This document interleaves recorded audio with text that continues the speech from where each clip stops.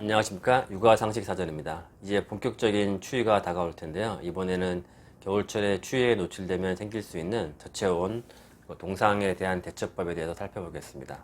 먼저 동상 저체온이 있을 때 나타날 수 있는 증상들을 살펴보겠습니다. 동상은 추운 환경에 가장 먼저 노출된 신체 부위인 코나 귀, 뺨, 턱, 손가락, 발가락 등에 주로 나타나게 되는데요. 처음에는 피부 제일 위층에만 문제를 일으킬 수 있지만 진행이 되게 되면 피부의 가장 깊은 근육이나 뼈에도 손상을 주게 되면 그 해당 부위가 괴사돼서 제거해야 되는 경우도 생길 수 있습니다.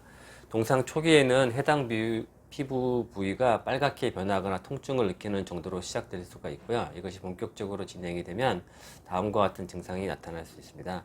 피부가 창백해지거나 회색이나 누런 색깔, 빛깔로 피부색이 변할 수가 있고요. 또 피부가 단단하게 느껴지고 반짝거리게 보이게 됩니다. 이걸 왁시하게 보이게 된다고 표현을 하기도 하는데, 해당 피부 감각이 무뎌지고 얼얼하게 느껴지기도 합니다. 이런 동상 증상이 나타날 때 당사자는 감각이 무뎌져서 주변에서 말해줄 때야 비로소 증상을 인지한다고 하기 때문에 주변 사람들이 특히 아이들의 피부를 잘 관찰하는 것이 필요합니다. 추운 환경에 노출됐을 경우에 이런 동상 증상뿐만 아니라 또 다음과 같은 저체온증 증상을 의심할 수 있는 것이 보인다면 응급실로 이동하는 것이 필요한데요.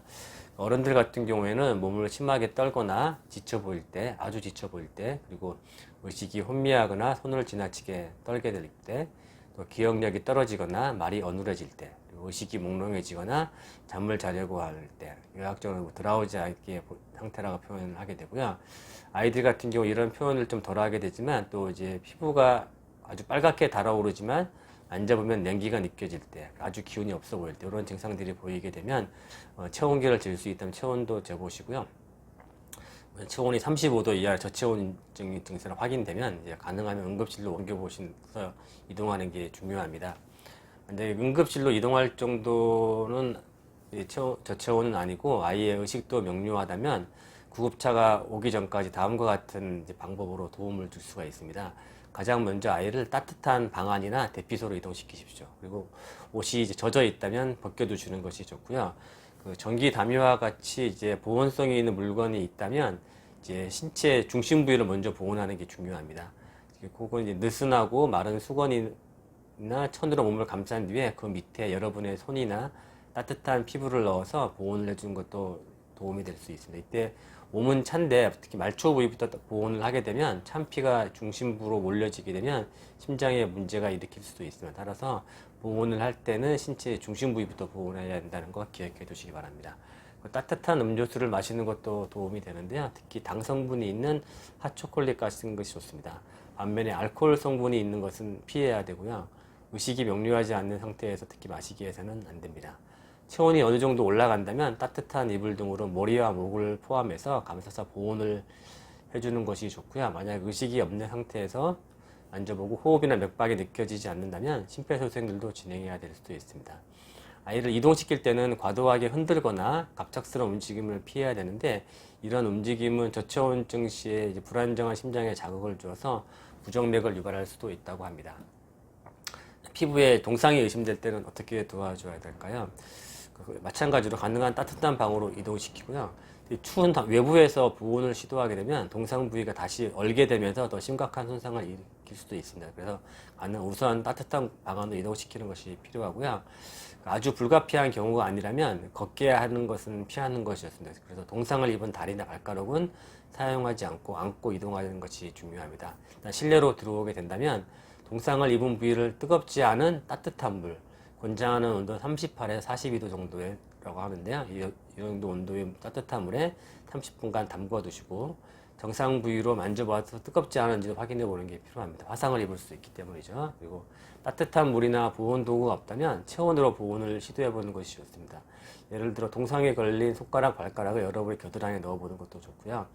그러니까 추운 환경에서 보온을 피하라고 하는 것과 마찬가지로 동상의 일부 부위를 문지르거나 눈으로, 스노우죠. 눈으로, 주변에 눈으로 마사지하는 것은 손상을 악화시킬 수 있기 때문에 피하는 것이 좋습니다. 그리고 히터나 전기 스토브와 같이 아주 뜨거워질 수 있는 것은 가능하면 피하는 것이 좋은데, 이 동상이 있는 부위에는 감각이 무뎌지기 때문에 화상을 입는 것을 모를 수도 있기 때문입니다. 그래서 모닥불이나 오븐, 열 패드 같이 건조한 열이나 드라이어기 등에 의한 보온은 좀 피하는 것을 추천합니다. 혹시 수포가 생기더라도 터트리지 않는 것을 좋고요. 손가락, 발가락 사이를 따뜻하게 만든 뒤에는 건조한 상태를 유지하기 위해서 면봉이나 꺼지를 손가락, 발가락 사이에 채워 놓는 것도 좋습니다. 그리고 다시 어는 것을 방지하기 위해서 깨끗한 붕대로 해당 부위를 느슨하게 감싸서 보온을 해주거나 움직이지 않게 부목을 대주는 것도 도움이 될 수 있습니다. 마지막으로 이런 동상이나 저체온을 예방하는 방법을 살펴보겠습니다. 그래서 추운 날씨에 외출하거나 놀러 갈 때는 다음과 같은 사항을 숙지하는 것이 필요합니다. 우선 외출 전에는 항상 일기예보를 확인하시기 바랍니다. 추운 날씨에 불가피하게 외출하게 된다면 보온이 잘 된 옷을 겹겹이 잘 입고 나가야 합니다. 특히 어린아이들 경우에는 머리와 목 부위의 보온이 중요합니다. 모자를 잘 씌워 두시고요. 목을 잘 보호할 수 있는 스카프도 잘 씌워 두시고 마스크도 착용해서 얼굴을 최대한 보호해 주는 것이 필요합니다. 손도 장갑으로 잘 보호하는 것이 필요한데 이때는 일반 장갑보다는 벙어리 장갑이 좀 더 좋다고도 합니다. 외투와 신발을 또 방수가 잘 되는 것도 준비하는 것이 좋고 특히 눈이 올 때는 내복은 땀이 잘 흡수되는 재질로 입혀두는 것이 좋습니다. 아이가 장시간 추운 야외에서 놀 때는 30분에서 1시간 간격으로 실내에서 보온을 해주는 것도 중요합니다. 추운 날씨에 이동하게 되면은 충분한 탄수화물, 즉 당성분이 있는 아까 초콜릿 같은 거나 그런 당성분이 있는 음식이나 수분 보충을 중간중간 해주는 것이 좋고요. 아이의 피부가 이제 빨갛게 되기 시작하면 아까 동상되는 처음 시작인데 빨갛게 되면서 만지면 냉기가 느껴지는 이런 상태가 되면 여러분의 체온으로 보온을 해주는 것이 도움이 될 수 있습니다. 차가워진 아이의 손가락을 여러분의 겨드랑이나 가슴에 넣거나 따뜻한 손으로 차가워진 볼이나 땅을 만져주는 것도 좋습니다. 다만 이때는 문지르지 마시고요. 갖다 대주는 것만이 더 좋습니다. 마지막으로 추운 환경에서는 몸을 자주 움직여 주는 것이 필요합니다. 특히 팔, 다리, 발가락, 손가락을 자주 움직여 주셔서 혈액순환을 유지하는 것이 예방적으로 도움이 될 수 있습니다. 이런 예방 수칙들 잘 준수해 주시고 추운 겨울에 외출할 때는 좀 더 조심하시기 바랍니다. 본 내용이 도움이 되셨다면 좋아요와 구독하기 부탁드립니다. 감사합니다.